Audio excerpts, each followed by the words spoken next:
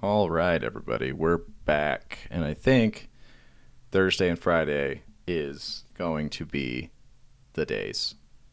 Friday is going to be the upload day, hopefully. Latest is Saturday, but Friday and Thursday, that is the hope. Anyways, the book we're going to do today is Kingsblade. I know I said I was going to be in the present, but I'm not. I'm still back in 2017 because that's when this book was published.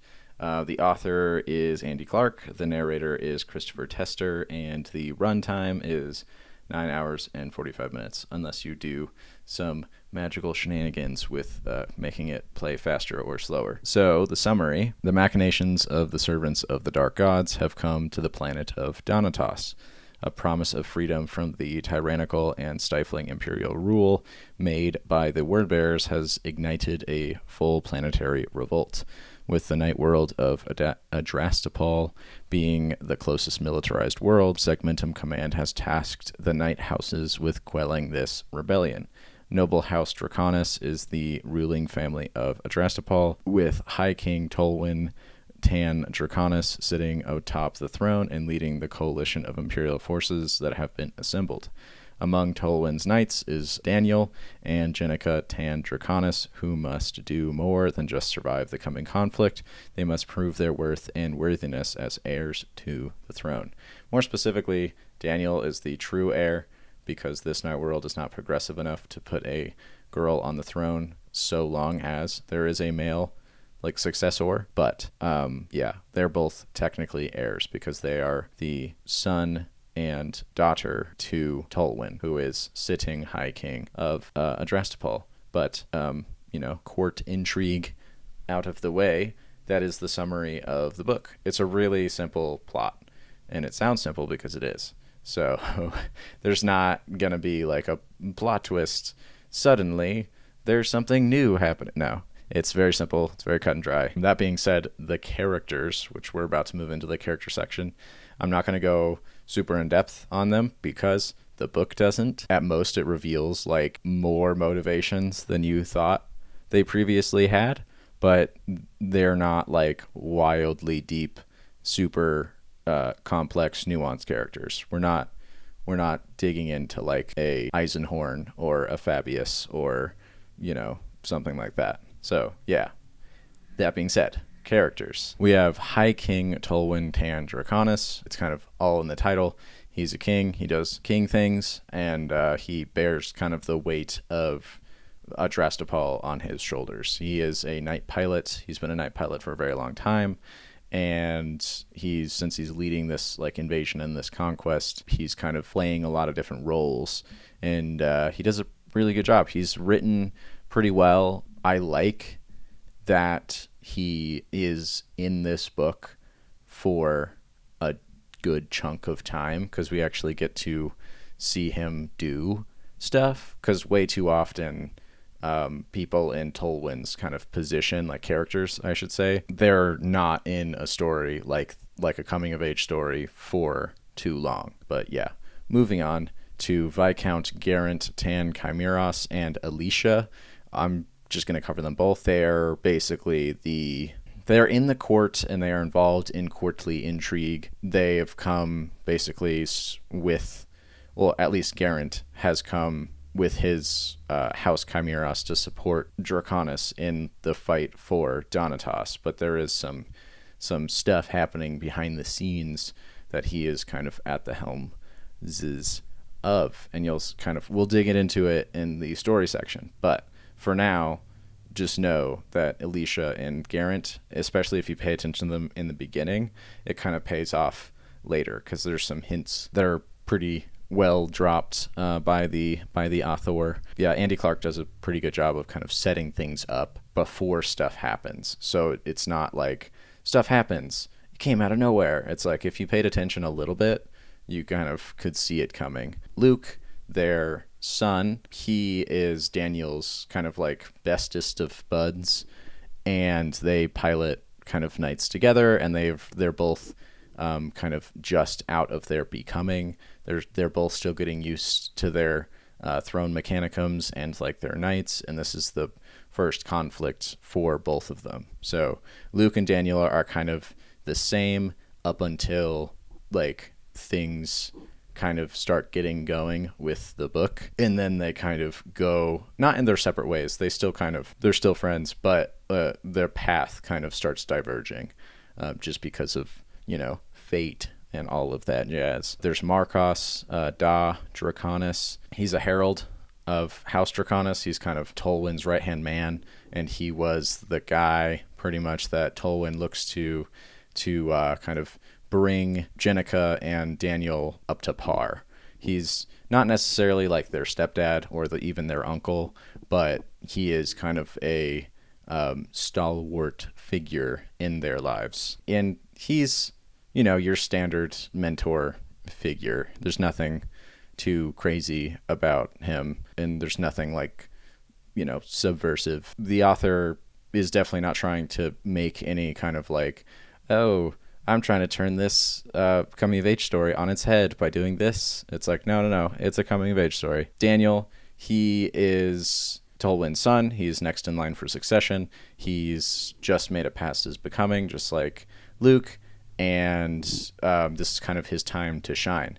The problem is, if he's not the same as the other knights, he's way more kind of clever, and he's not as muscular, and he is more academic than the other knights. That's not to say that the other knights aren't at all. It's just he definitely doesn't approach every situation with, my knight needs a bigger Melta cannon, and then we can solve the problem. He's like, we can talk it through.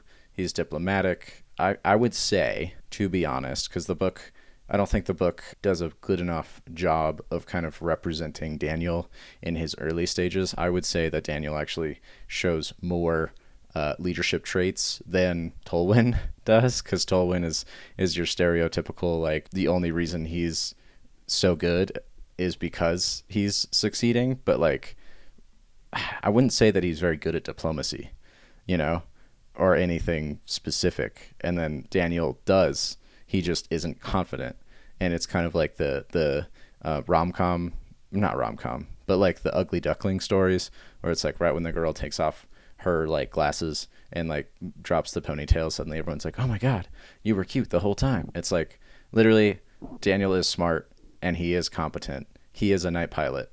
And he passed his squire trials. They're not actually called squire trials. I don't know what they're called. But he passed his becoming, and now he's a knight. Like, he is qualified. And it does feel like when he does step into the shoes of, leadership roles, that it's like, okay, take your glasses off. You can be pretty now. And then he just, like, does, and you're like, ah. But it's just because this book is only, like, barely 10 hours long. So there can't be, like, this 7-book character arc for him to like get good scrub. Then there's Jenica. She is the goodest. She's his sister, and like literally the only reason that she's not like the queen basically is because, or not like the heir essentially, like the only reason she's not the princess is because, like I said, the night world of Adrastopol is just not that progressive. They're just not going to have a girl sit on the throne as long as there's a guy successor. The book talks about it, and all the characters pretty much like knowingly acknowledge that Jenica is like the more competent one for the job, because she's just smarter and more gooder and better with politics and better with diplomacy, and like is cool under pressure. Like, think of something that you could be good at, and then she's probably good at it. High Sacristan Paluxus, I only bring him up because he's not actually, he does play a pretty substantial role in the actual story itself, but he's not like an important character, if that makes sense. Like, he doesn't have a character arc. His role is very functional because it makes sense because he's an engine seer essentially. He's a sacristan, but I'm used to reading like Militarum books, so I'm used to basically just saying engine seer, and sacristans just feel like engine seers, but like for knights. Yeah, so like outside of his function of being like, I have warded your machine spirit from the scrap code, and I am upgrading the Vox systems and repairing your knight. Like outside of that, he doesn't really serve a crazy huge function because he also doesn't really have like much of a personality. But for some reason, I do really like him as a character. Not sure why. I can't tell you, but I do like him. Okay, the enemies, because even in the summary of the book, not my summary because I wrote that, but in the summary of like the Audible thing, they name drop the word bearers. So I thought I'd just throw the word bearers into the character section, even though they don't really, they're underutilized. They're word bearers. If you know what their legion does, then you know what they are and who this character is. But Varlac lore, he's our Dark Apostle, and he's like the Chaos Lord. He's the one that's kind of created the insurrection and stoked the fires of rebellion, essentially. And his goal is to become a demigod, like ascend to demonhood, essentially, which is probably different than becoming a demigod. But we're using words that, whatever. Anyways, the other kind of I'll chuck it in here because if you read about Varlac lore, you're gonna see this other character, and it's Gothra Ghoul. He's basically the bodyguard to Varlac lore. He doesn't really talk pretty much ever, and the only like really notable thing about him is the fact that he's pretty much stayed by Varlac lore's side and like guarded him with seemingly no sign of like ambition for the entire time. He's just been like, I shall protect you because this is my oath. And then that's like it, which is very strange for a word bearer because usually word bearers are very backstabby. But this guy is just like, I said I would do it, so here I am. And yeah, that's pretty much it. All those characters are the ones that are important to the actual story. There are, of course, more, but they, range from straight up not being important to I showed up to change a fuse and then you never saw me again. So yeah, moving on. I'm combining these two because usually I have like what homework do you need to have to like do to read this book, like, or does this book become homework? Which the answer is no. But then I also do like a lore section, which is like, is there any lore? And this is also no. So I'm combining these two, the lore and homework section, and there's no lore and there's no homework. You can pick up this book and read it, whether you have a stunningly large amount of knowledge about the Warhammer universe or none at all. Like you don't even know who the Emperor is, or like that there is an Emperor, or that chain swords are used in the setting. Like you could just pick this book up and just be like, I like the cover because the cover art is pretty cool. But like you could treat this like any other book at all and you'd be fine. And then for that reason, there also is no lore. For some reason, this night book has just like nothing in it. It is bona fide Warhammer ASMR, which I haven't done one of those. I've done books that have come close, but I haven't done one, and this is absolutely the very, very peak of Warhammer ASMR you could possibly. This is the type of book that you could turn on if you're trying to fall asleep, or if you're trying to like paint to and not really listen too closely, but then like 2 chapters later you could realize that you were zoning out, but then you tune in and you're like, oh yeah, I know what's about to happen. So yeah, there's no lore, there's no actual thing you need to do to read this, and after reading it, this doesn't become like, this doesn't become a fundamental part of a different thing. I've heard that there is a sequel. I haven't read it. I don't even know that there was. This is part of like a whole series. But yeah, if this book has anything to kind of go off of, the next book is going to be pretty much the same thing, except you're going to see familiar faces now. But yeah, so the story. Okay, so I'm going to break this down a bit better than the last book I covered, just because I actually had time to like take notes and do it chapter by chapter. Be aware, I have a stupidly large document that has quotes and like descriptions and like borderline transcriptions of like everything that was going on. But I'm not going to do that to you guys. We are instead going to go pretty much step by step all the way up to like the middle-ish, and then I'm going to kind of cut it off and summarize the rest because, and you'll see, but because the story becomes even more simple than it already has. So I'll set it up for you, and then by the end you'll just be like, oh, I know how this ends. And then I'm like, yes, I know. That's why I'm not going to actually do a play-by-play, and we're just going to summarize it because we all really know how this book ends. But anyways, so the story begins with a prophecy kind of being said into the darkness, and there's like a figure in a robe, and then it's all ominous and spooky, very, very chaos-ish, except it doesn't seem chaos-ish because there's no like spikes or blood or anything crazy going on. So it's like, is this actually, or am I misinterpreting?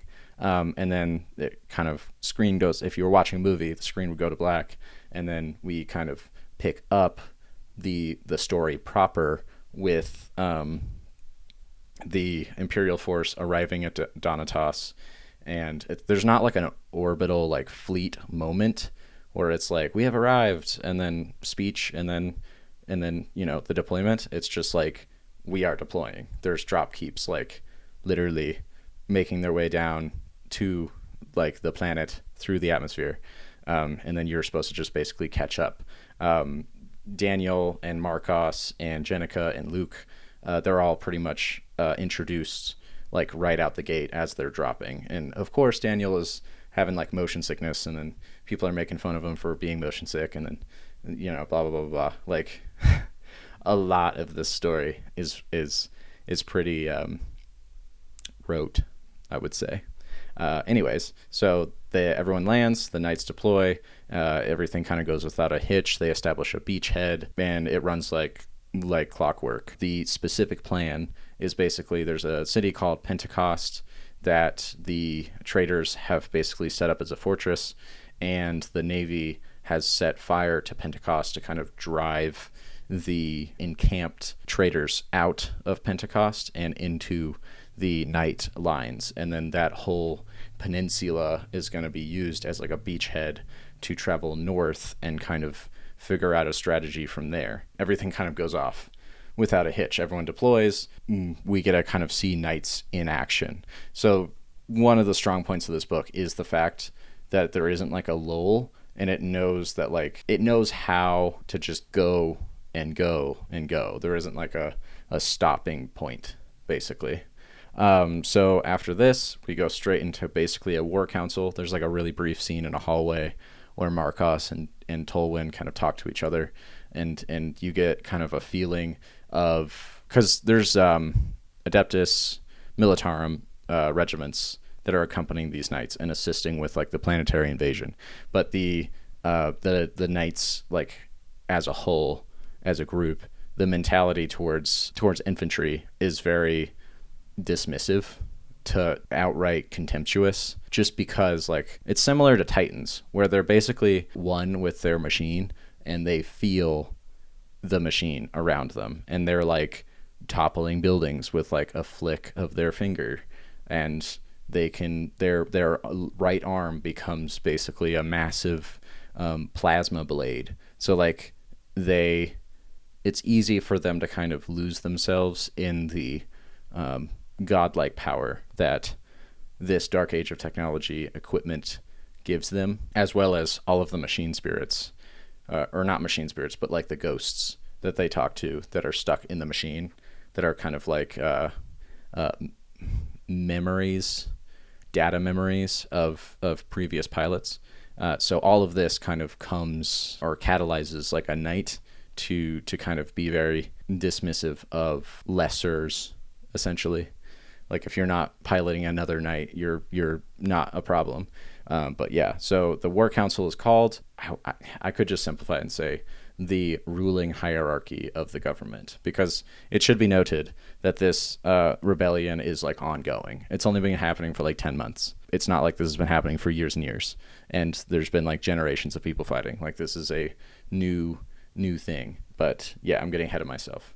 Essentially what happens, we find out in the briefing that Donatas 2 is a Class 2 industrial world with strong ties to the Adeptus Mechanicus and a duty to provide material to the Rhizo Warzone.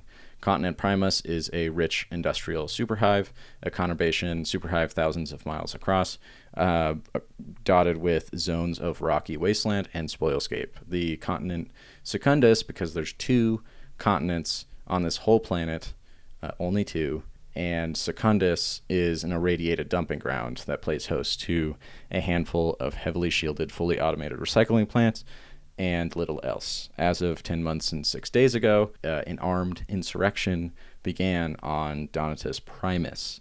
So all of this, the entirety of this book, happens on Donatus Primus. The initial rebellion started as just worker riots and gang violence, and then things got much worse when like parts of the PDF started turning, and also ultimately everything really got out of control after the cult elements revealed themselves, which is to say the word bearers. We also find out that there's these things called adamant citadels that were defensive measures built by the Donatasian Mechanicus to basically, in preparation for or out of expectation of, whichever you prefer, the basically anticipating humans on the world to have enough of the Imperium and try and, kick up some storm like they're doing right now. But the problem is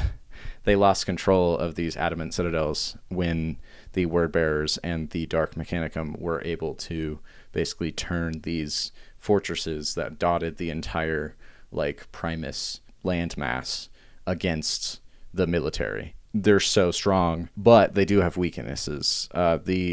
Notably, there are only two power generators that are big enough to kind of source all of this power. The southern one got destroyed before this Imperial coalition arrived, which was a huge win, and it's what's allowing all of this this plan to even move forward, because even with the knights, those citadels would have made it impossible to attack if they were at full strength. But since one of them got destroyed, or one of the generatorums got destroyed, there's only one left, which means there's only half of the adamant citadels left functioning, and some of them aren't even in places of strategic importance. So the loyalists are actually able to attack. And then we move on from the briefing, because you basically get the briefing as an exposition dump of what happened prior and then what we're going to do now. So the plan essentially from the loyalists is move north and eventually get to what's called the Valle Electrum, which is the last generatorum for all of the adamant citadels. And then once the bastions get destroyed, then the loyalists can quell the insurrection much easier. So the plan essentially becomes go to the Valle Electrum and burn it with fire. That's where you basically end. The Dark Apostle gets introduced. He's essentially, I should really stop saying essentially. Yeah, you should really drink every time I say essentially. The Dark Apostle gets introduced, and his plan ultimately is to offer the planet up as a sacrifice to the Dark Gods. Imagine Space Marine 1, because it's even in Space Marine 1, he was a word bearer, and I'm forgetting his name, but it's a work bearer, and he wanted to become a demigod by sacrificing a planet and offering up the souls of the planet to become demigod. And then Varlac Lore is basically doing the exact same thing. He makes a big speech, because you get introduced with him. He's walking down a hallway, or not walking down a hallway, but he's in his sanctum praying, and then Gothra Ghoul kind of interrupts him, and then they go and make a big speech. And in the speech, Varlac Lore is basically being this insurrection will allow you guys to experience the true freedom of the galaxy and break free of the chains of nothing we haven't heard before. And he sends out during this speech, there's a group of 32 word bearers that come out of like the inner part of the valet, and they pick like chosen. That's what they're called. And like at first when I heard it, I was like, oh, they're making like warp beasts to aid in the fight. But like you find out that Varlak Lore doesn't actually want this rebellion to succeed. He's just trying to like pile up on the death toll so that he can sacrifice more and more and more, so that he can eventually become, ascend to demonhood. So yeah, one of the reasons why, because when I heard that there was 65, right? Because you do find out in this address that there's 65 word bearers on this planet, and when I heard that, I was like, bruh, no, like I refuse to believe. Because if you've read like Brotherhood of the Snake, you know how effective just one singular Adeptus Astartes is. And when I was like, oh, so there's 65 of you, yeah, the loyalists don't like stand a chance. It only kind of contextually makes sense. They're not trying to actually conquer the planet. They're trying to complete a ritual. So that's why they're not just like wiping everything out with their pinkies, because like they're Astartes.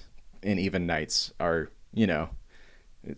if you've read the Night Lords trilogy, the omnibus, then you know that like knights are cool and they are very effective, but Astartes can also take out knights pretty darn easily. But yeah, anyways, sacrifices occur. We find out that there's a traitor in the Imperial ranks, and like this traitor who we don't know yet who it is because it hasn't been revealed, basically passes on all of the plans that they were able to get from the war council that was in like the previous chapter. Then we switch back to basically the Imperial POV, and the Imperials are advancing to their objective, and everything's going super awesome. Daniel is like still, nervous at the controls, but he's kind of getting more and more into it because like things are kind of swinging their way, and his dad is there, not with him. They are like, apart, but like he knows his dad is like on this war front with him, and that gives him some strength. And yeah, I only kind of bring him up just because he is pretty much the main character of this book. You do get a lot of different POVs, but Daniel is kind of the center of this novel. He's kind of what makes this coming of age story actually happen. But yeah, so the Imperial offensive is continuing.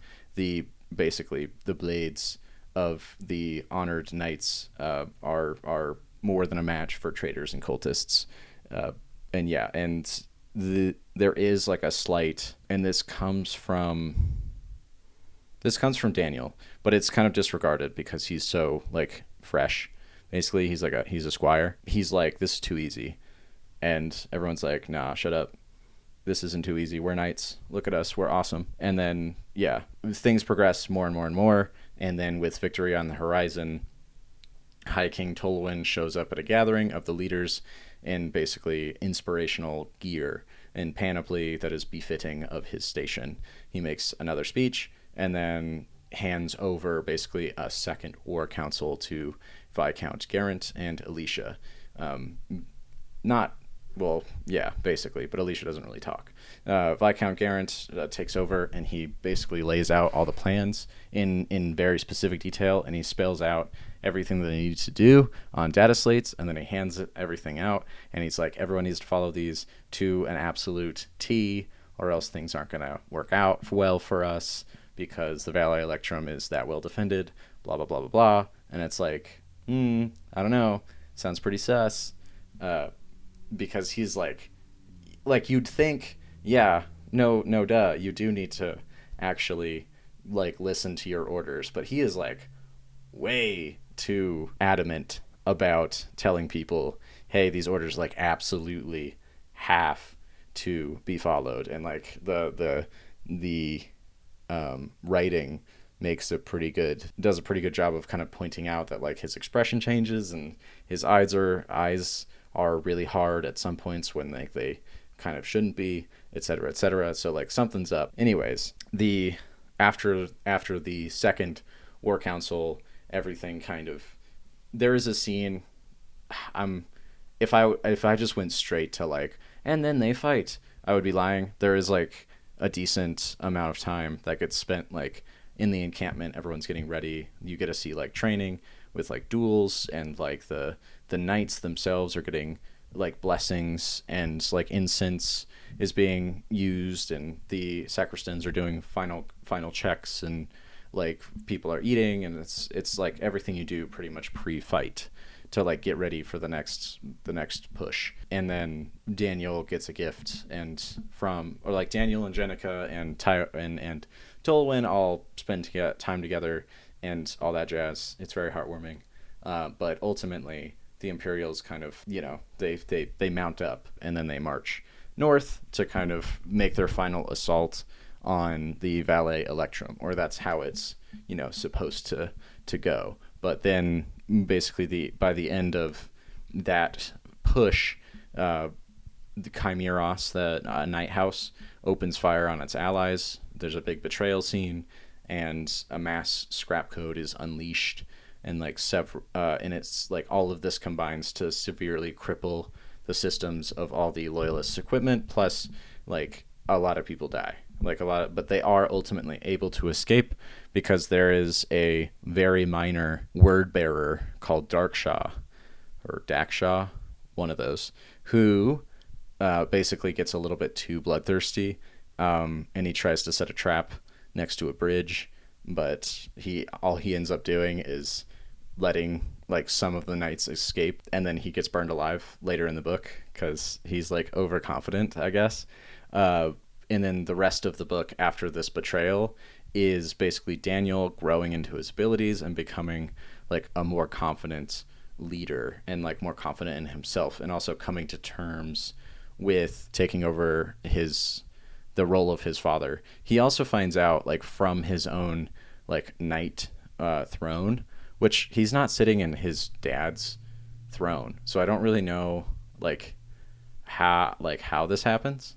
Really, there must have been some sort of ancestral connection, but he ends up like immersing himself into his throne like a little bit too much. Don't ask me how this works, because this is my first Night book I've ever read, and I'm used to like MIUs with Titan pilots, and they aren't like at risk of dying if they like talk to their ancestors for more than like 4 seconds. Mostly because the Titan pilots that I'm used to reading have been Titan pilots for like 300 years or something like that. Like this is the first time I've read a like super novice person, because in reality Titans are also like the Titan pilots, even with their MIUs, they're also at risk of this happening. Again, I'm not used to reading novices point of view. I'm used to reading like grizzled veterans that have been a Titan for hundreds, if not like almost 1,000 years. But yeah, anyways, so he's growing into his abilities, becoming more confident, and then the foundation underneath him, which I feel like should hit way more hard, but it doesn't for some reason. The foundations that he's kind of getting more confident with gets shaken when he finds out that his dad, Tolwyn, he is not High King because of succession, like not properly anyway. Garrett should be High King, and that is why Garrett is actually doing this. Like that's why Garrett is, quote unquote, going traitor. It's just he's not actually really going traitor. He should actually be the rightful king, and Daniel is actually like kind of inheriting a false mantle, essentially, and that doesn't really play much of a factor. Like he gets the vision, and it is written that like, oh, I'm shaken. How could my dad do that? But then you just like, nothing actually really happens. And then when the final confrontation between Daniel and Garrett actually happens, Garrett is like, I should be High King. And then Daniel's like, I don't actually care about your justification. You have made a pact with dark things. I am going to kill you now. Like, the revelation is really cool if something happened with it, but since nothing happened with it and it didn't actually factor into like that final confrontation or really play a role in like actually shaking Daniel's convictions, then it's like, why is this here? Like I feel like maybe I'm just picky, but it didn't feel like that revelation really needed to be here because I mean, the other thing is like their nobility. That's kind of what nobility does is backstab each other. Like maybe the night houses are different and the code chivalric is like makes them less dickish towards each other, but I kind of feel like that's not true. But yeah, so that's what's going on with Daniel. We find out that Luke, because Luke is Garrett and Alicia's kid, right? And Garrett and Alicia just turned traitor, so Luke has to actually become a free blade, and he becomes the Knight of Ashes. He gives up like his land and his house and blah blah blah blah blah because the free blade pretty much only keeps their knight. Which I read that and I was like, bruh, only your knight, only the dark age of technology piece of equipment that literally cannot be reproduced and is priceless. What a shame. Oh no, you only get to keep your knight. What a tragedy. Like, I don't know. It felt like being a free blade wasn't really giving up anything. Like I feel like a free blade, if they had to give up their knight or something like that, would have meant more to me as not a knight stan, but I don't know, maybe giving up because it's like you guys aren't even like on your worlds very often to begin with. So giving up your lands is like, and you're never even home. Yeah, so he has to come to terms with the fact that his whole entire house and his childhood was like a lie. His dad like actually tried to kill him. I almost said almost. Very really tried to kill him, and now he has to fight against his parents and his old house, and also just generally survive because it's not, like this combat is pretty brutal. So there's that, and then I would talk about Jenica and Marcos, but they're just Jenica and Marcos. Like, I guess Marcos becomes like warms to the idea of any ends up admitting to Daniel that like he looks at Daniel like a son pretty much. But yeah, nothing crazy happens. Also, and I don't think I actually have to spell this out for you because there's a sequel. Varlac Lord does not succeed. So yeah, who would have thought that in a Imperial novel that the Chaos Worshippers don't actually win or do anything effectual for any reason. Yeah, that's pretty much the book. The last bit is pretty much my review. So the book, in my opinion, pretty much runs like completely on vibes, which is awesome. Since it's Warhammer ASMR, I think, and like that's what it feels like that's the intention of the book, and that's where the book was trying to go. And it's not like they were trying to make something really cool and like failed. It's like, no, this book was trying to be a popcorn flick, so it'll be judged like a popcorn flick. And let me tell you, I actually really liked it. I think the simplicity of the story allows for things to kind of move forward and progress in the story and like not really stop. There's no lull or like waiting for things to get started. So from like deployment to the end of the book, there's always like something happening. There are problems, obviously. There's always problems. But like introducing characters or describing them does at times get lost in the sauce. But like dialogue does absolutely take a front seat. So if you... Yeah, anyway. One failing of this book is the lacking of descriptive language. So like a manufactorum is a manufactorum is a manufactorum. Like this book, it doesn't describe anything. Like the most you get is like, this is a cathedral.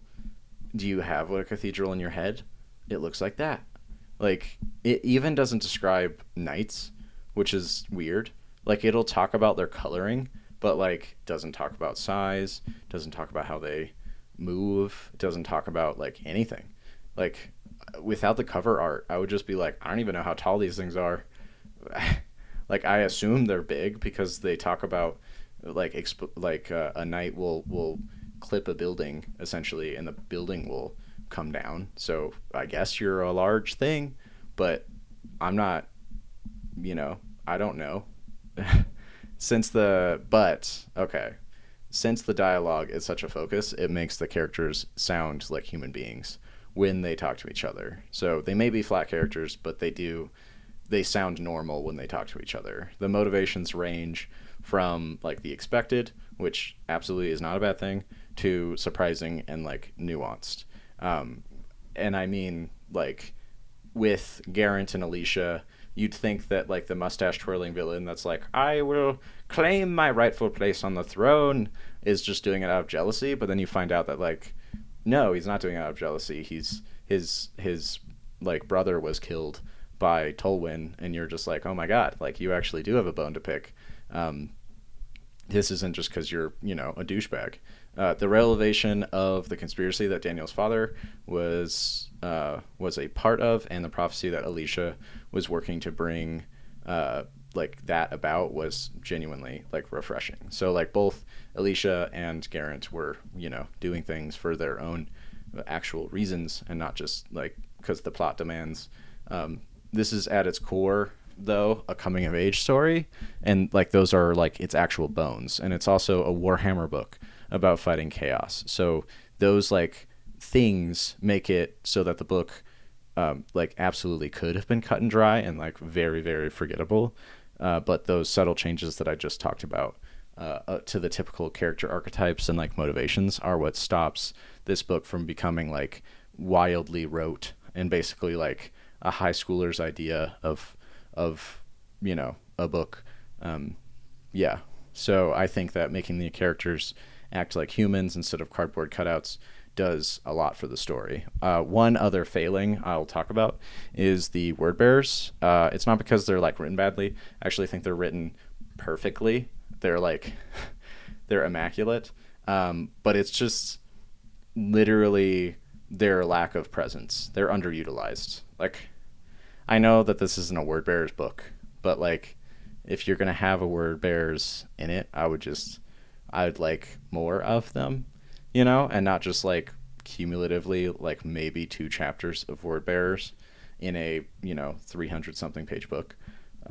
So yeah, I just ultimately there are 65 of them, and I just refuse to believe that there wouldn't be more of like an impact we'd be seeing from almost a full company of Astartes veterans of the Long War, just like fighting in this rebellion. But you know, nitpicks aside, I think that it's a really good book with some minor flaws. Its biggest strength is the fact that it's a self-contained story, and it requires absolutely no knowledge of the setting at all. So like it's way too often with Warhammer books that reading one book actually requires you to read like 5 or 6 others, because the things in this setting are so interconnected, and the authors tend to share characters with each other for the sake of like continuity and for giving the setting more life. So yeah, the con to that is that it makes getting into the books and like getting into the lore go from like fun to like a chore. Because when you're like, oh, I'm gonna read this book because the cover looks really cool and the synopsis looks really cool and the summary looks really cool, but then somebody's like, oh, you can't read this, you need to read 15 other books first before that's gonna make sense. It's like, darn. like I don't know. Anyways, that's pretty much it for my review. It's Kingsblade. I know that there's another book for the Necrons coming out this weekend. I've heard it's called Tomb World. I might check it out. I don't know. Yeah, we'll see. I am definitely not set on a book I'm doing next, but I should see you guys next week. Anyway, thanks for listening. See you guys around. Take care. Yeah, see ya.